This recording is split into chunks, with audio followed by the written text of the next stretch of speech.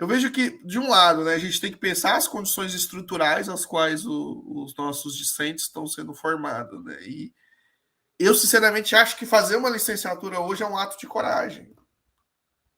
Já era na nossa época, né? Já era.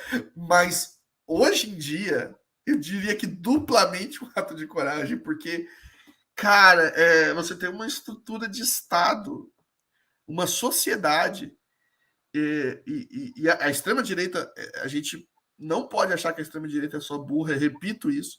Eles conseguiram transformar o professor em pouquíssimo tempo em um pária da sociedade. E o historiador, então, ele é um pária duplo da sociedade.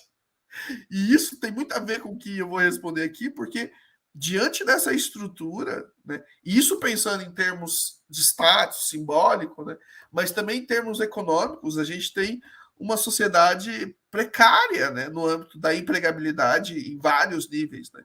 Então, de um lado, o neoliberalismo destroçou a capacidade de empregabilidade dos nossos discentes, né, ou mesmo deles trabalharem em outras áreas, e de outro você tem a extrema-direita com essa ofensiva, né, mais simbólica na desconstrução do papel do professor, do historiador, né, como esse comunista, esse, enfim, tem várias terminologias que eles usam, né, e que foram entronizadas na sociedade, né, de fato foram. Né. Então, quando a gente vê essa conjuntura, eu acho que é fundamental a gente criar formas, né, aparatos institucionais mesmo, que protejam o historiador, inclusive que criem, né, eu acho que a lei ela foi interessante, mas a gente precisa avançar nessa luta, né, criar mecanismos, né, institucionais mesmo de valoração, por exemplo, dos nossos trabalhos, né? Né? E isso não só no âmbito do professorado, né? Porque aí tem uma outra questão estrutural do neoliberalismo que tem construído. A formação da BNCC e a redução dos conteúdos de humanidade ali da BNCC, nessa última versão, né? Porque a gente sabe que teve toda uma luta nas versões da BNCC, e essa última versão está muito ligada com o processo político, né? E os desdobramentos desse processo político e a redução dos conteúdos de humanidades, né? E assim, eu sou professor, como eu falei, eu dou aula para várias licenciaturas. E outros cursos é pior ainda, né? A filosofia, os caras foram destroçados nas suas aulas, né? Enfim, e vários, a artes também perdeu um espaço enorme dentro do ensino formal, e nós, historiadores, também, né? E essa perda de espaço da figura do professor historiador, né? Ela tem que ser acompanhada por uma proteção institucional, né? E pensar também, não só no âmbito do Estado, mas também das universidades, essa formação mais ampla, né? Principalmente pensando nos bacharéis. Né? Quer dizer, em que medida a gente prepara os nossos bacharéis ou licenciados para dar aula em museu, né? Para ser curador em um museu ou participar de um educativo. E os historiadores, eu conheço vários colegas historiadores que foram para educativo, é uma área muito interessante, né? Que está aí, que a gente pode trabalhar a área do turismo, né? Então você tem alguns espaços, a área da produção de conteúdo digital, que é no fundo uma profissão também para muitas pessoas, né?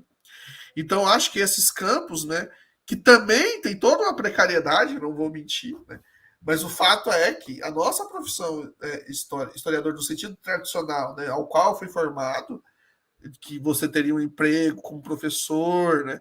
Você a partir de um concurso público, né? Eu fico pensando em vários colegas meus que formaram na mesma época, né? Que não quiseram seguir com o doutorado, porque não queriam ser professores de universidade, e tudo bem, e tem que ser, porque a maior parte das pessoas, de fato, vão estar no ensino base, e isso não é problema algum, não deveria ser. Mas essas pessoas pegaram uma conjuntura política ali, onde acabou praticamente os concursos, né, de efetivo, boa parte está como substituto, contratos temporários, né, que são extremamente precários, né, a gente sabe a precariedade desses concursos temporários, né, então você tem vários colegas aí com mestrados que não recebem por titulação, porque quando você é temporário, geralmente você não recebe bonificação de formação, seja de especialista ou mesmo doutor, né? Então, esse processo de precarização tem que ser acompanhado por uma regularização da nossa disciplina que dê conta desses outros espaços possíveis de atuação, né? O Bruno Leal tem alguns artigos interessantes nesse sentido, né? Mostrando como esse processo foi iniciado nos Estados Unidos há muitos anos, né, nos anos 70, se não me engano, você tem um processo de profissionalização que garantia aos historiadores alguns espaços ali, né, seja da questão de produção de roteiro de filme, né, uma série de atuações que hoje, só hoje a gente tem pensado. Né?